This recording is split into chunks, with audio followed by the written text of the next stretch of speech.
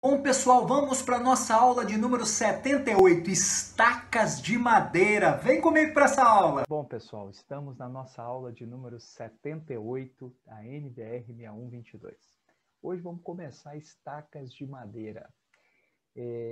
Meu nome é Christian Porcino, sou engenheiro civil. Estou aqui para tentar contribuir com vocês com informações importantes sobre a área de engenharia de fundações. Estamos estudando a NBR, já estamos na aula 78, avançando mais e mais pelos anexos.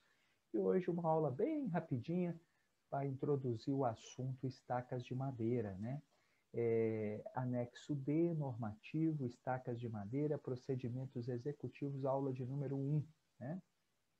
A gente está buscando informação para a gente ser forte na teoria, para ser forte na hora de resolver problemas, para ser forte na hora de evitarmos os problemas, não é isso? Então a gente está buscando informação para a gente evitar os problemas, evitar as calamidades, evitar as falhas no que tange a fundações, né? Esse anexo, o objetivo dele é estabelecer, então, procedimentos executivos. Nós estamos numa parte da NBR que trata especificamente dos procedimentos executivos. Então, a gente pensa, como a gente está falando de estacas, né? Esse anexo, ele complementa a seção Fundações Profundas, que é a seção 8 da norma. Ela especifica os insumos e detalha as diretrizes construtivas. É nesse ponto que nós vamos caminhar.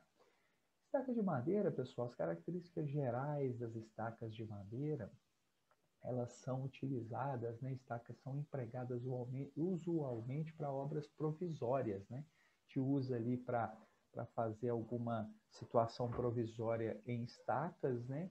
Usualmente a gente usa para isso. Mas a gente existe também, né? Algumas obras permanentes muito comuns, né? Por exemplo, as palafitas, né? Muito comuns da gente usar as estacas de madeira, exatamente pela facilidade do emprego da madeira local, e também pelo fato de ser um material que sustenta esse tipo de construção, de fácil execução. O pessoal local conhece muito bem como utilizar o material, né? Então, isso é muito importante a gente ter em mente. Outro ponto que a gente tem que ter em mente, obras antigas, né? Que já foram executadas com estacas de madeira, e às vezes a gente tem que fazer uma intervenção nessa obra. Então, a gente precisa conhecer o material para fazer essa intervenção, esse reforço, essa adaptação. É importante a gente ter isso em mente, e por isso que ainda existe realmente, e é importante ter na norma a informação específica sobre as estacas de madeira, né? As estacas de madeira são empregadas usualmente para obras provisórias. Se forem usadas para obras permanentes, elas têm que ser protegidas contra ataque de fungos, né? Bactérias aeróbicas, térmicas. Então, assim, eu preciso conhecer o material, especificamente o insumo, preciso conhecer o tipo de madeira, a reação da madeira com o meio onde eu estou inserindo essa madeira. É muito importante a gente tomar cuidado até para a vida útil dessa madeira ser maior, né? Então, isso nós precisamos ter em mente. Às vezes a pessoa fala assim, madeira é um material ruim, que a vida útil é menor. Não, senhor. Ela só será menor se eu não tomar os devidos cuidados. Isso vale também para qualquer material, né, pessoal? A cultura nossa de não pensar em manutenção, achar que eu vou colocar ali e vai durar para sempre, ela precisa ser trabalhada na nossa cultura do nosso país, né? Mas é muito interessante, né, pessoal? Você vê uma foto dessa, não vão ter outras ali para frente, mas você vê que como é a confiança do pessoal nesse tipo de estrutura, né? Onde eles adaptam a sua própria casa aqui, e esse nível desse rio durante o ano ele sobe e desce, né? É um nível que vai variar aqui bastante. Aqui também essa foto mostrando aqui, né? Uma passarela, uma ponte, né? Um bloco, né? Sem uso nenhum de armadura, né? O bloco feito com pedras, né? Apoiado sobre uma fundação estaqueada em madeira, né? Então é importante. Estacas de madeira aqui também mostrando, né? outras fotos para nós, né? A execução, né? A cravação, vários tipos de equipamento, tem vários tamanhos de equipamento. Daqui a pouco nós vamos falar assim, os cuidados necessários com esses procedimentos executivos, né? Mas aqui nós estamos falando de estaca de madeira de todas as ordens, né? Você tem que imaginar de todos os tipos, né? O que pode uma passarela para o cara chegar lá na casa dele, né? Aqui nesse caso aqui ele não tem nem passarela, né?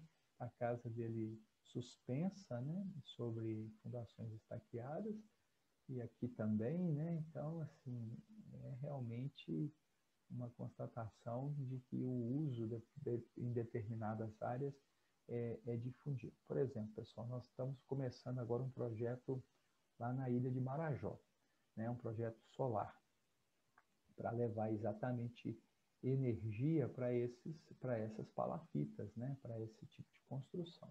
Então, ao lado aqui, nós vamos ter que construir uma torre com um painel solar por cima, né? Então, lá o rio lá tem mais ou menos 3 metros de lâmina d'água na máxima dele, né?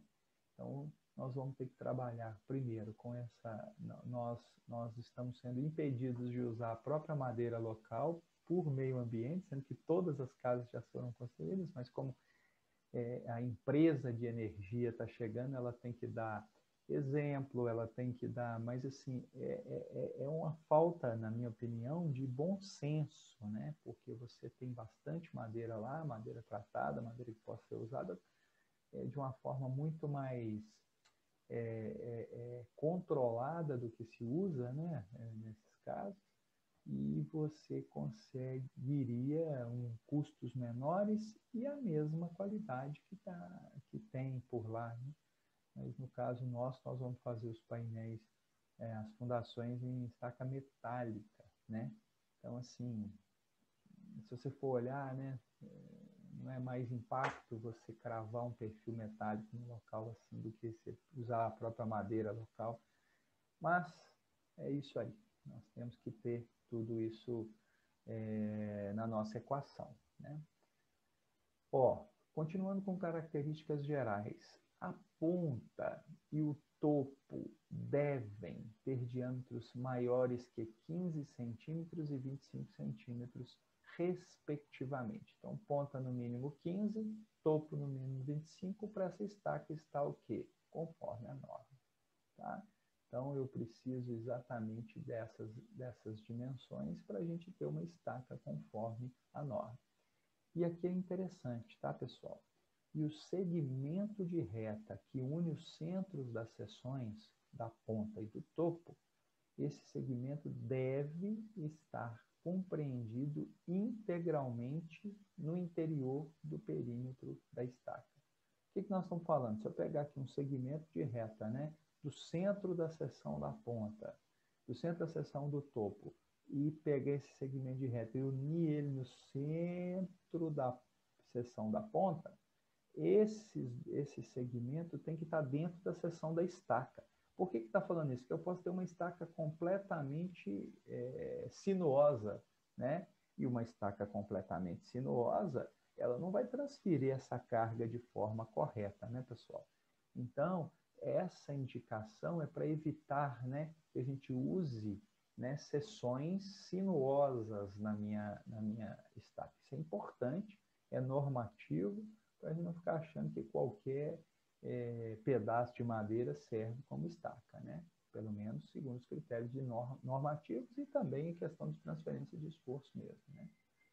Ó, o topo das estacas deve ser protegido por cepos ou capacetes menos rígidos para minimizar o quê? Danos durante a cravação. Então, o que a gente coloca? Isso a gente coloca também na pré-moldada. Nós vamos falar isso, mas vamos falar aqui da maneira.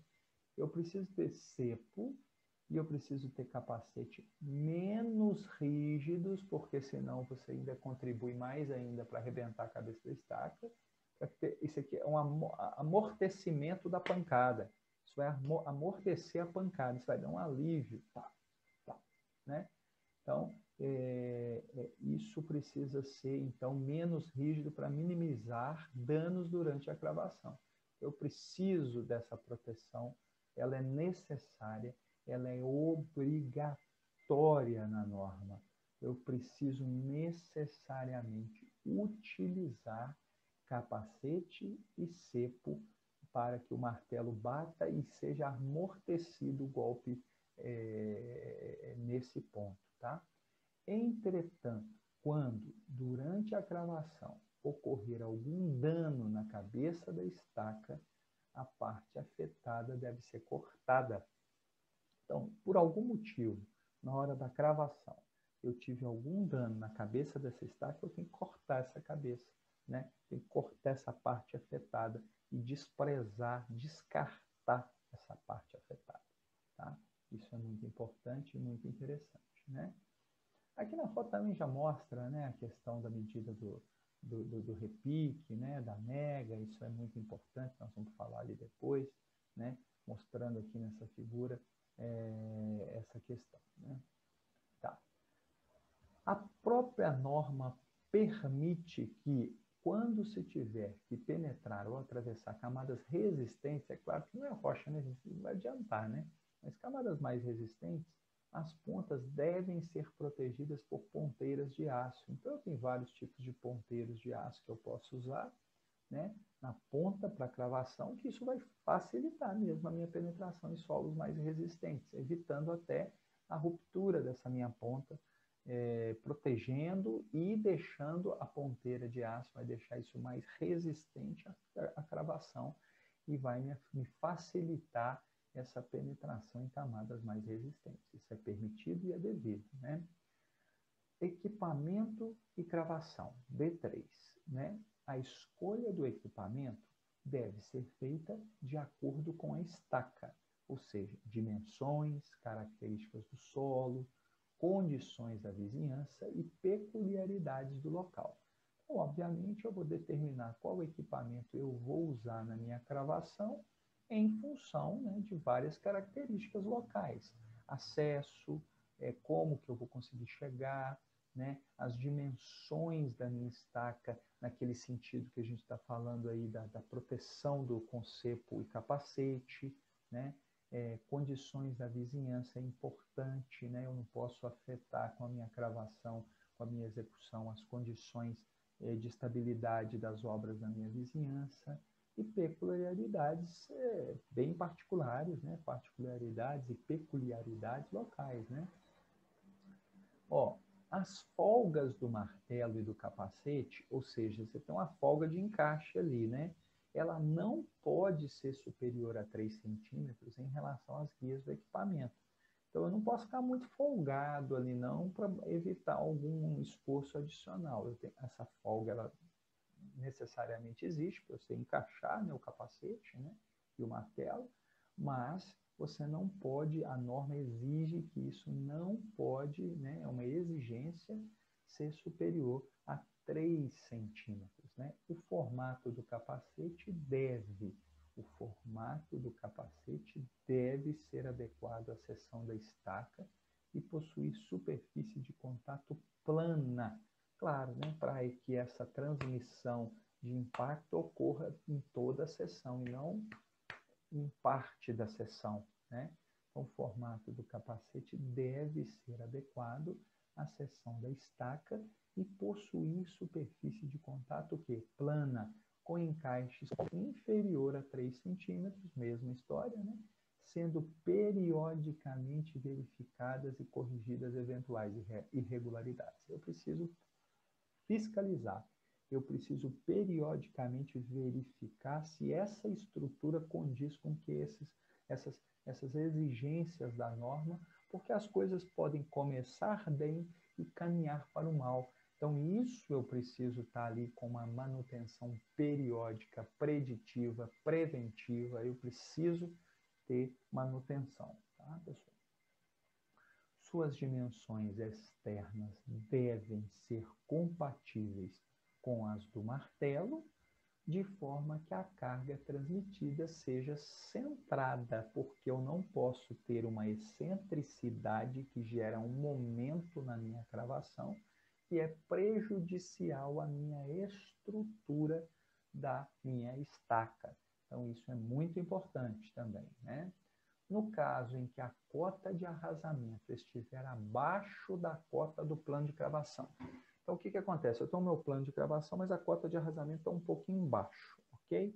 O que eu vou poder? O que a norma fala? Ó, você pode usar um suplemento na cravação. Só que esse suplemento tem algumas características e limitações.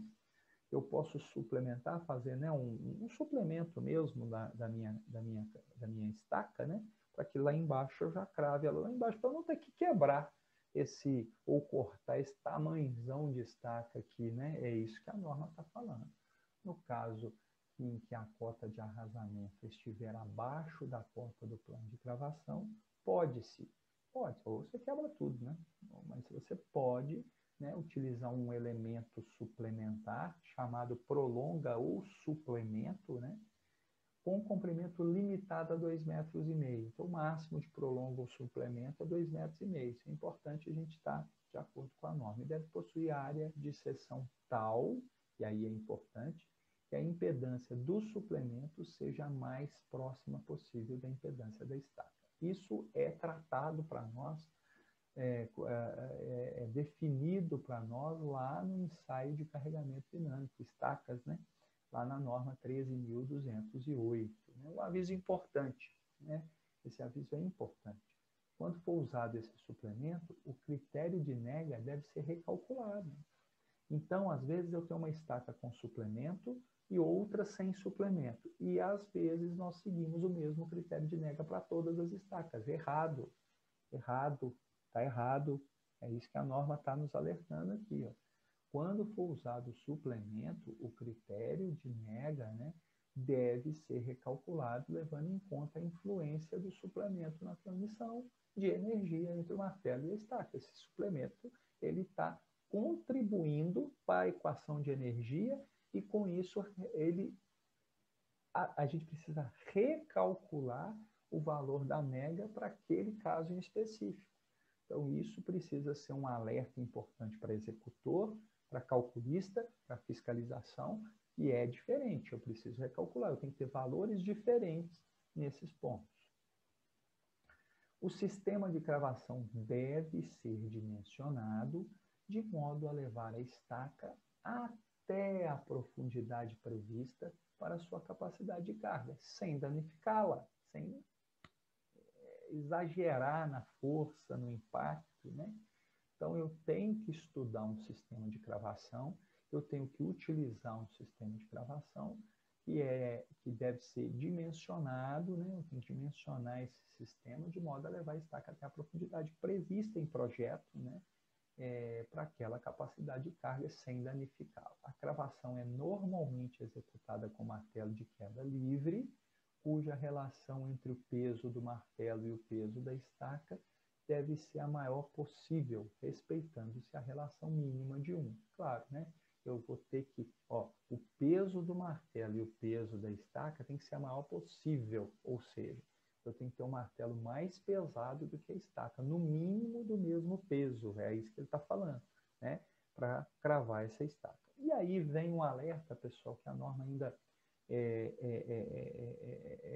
nós estamos avançando nessas informações ainda com alguns workshops, até aqui do núcleo ABMS Minas Gerais, né? Nós estamos aprendendo, conhecendo o martelo vibratório também, né? Que é uma informação importante que já existe no mercado, já está sendo utilizado e a gente precisa aprofundar para também usar essas informações. Não vou falar principalmente, né? Mas também nesse tipo de construção dentro de rio, né? Muito utilizado, muito prático, muito bom, mas a gente precisa conhecer melhor isso geotecnicamente falando, executivamente falando também. Bom, pessoal, era uma introdução, eu disse que seria bem rápida a aula de hoje, espero que estejam gostando. Deixe o seu like, inscreva-se no canal, compartilhe a informação. Na próxima aula nós vamos continuar a estaca de madeira, terminar a estaca de madeira, para depois caminharmos por mais estacas nesses anexos procedimentos executivos. Por favor, divulgue o canal, passe ao seu colega de sala, colega de pós, colega profissional, passe para qualquer pessoa que possa ser enriquecida profissionalmente com essas informações. Um forte abraço e até a próxima aula. E aí, pessoal, gostaram dessa aula número 78? Estacas de madeira, item importante do nosso conhecimento, hein? Deixe o seu like, inscreva-se no canal. Um forte abraço e até a próxima aula.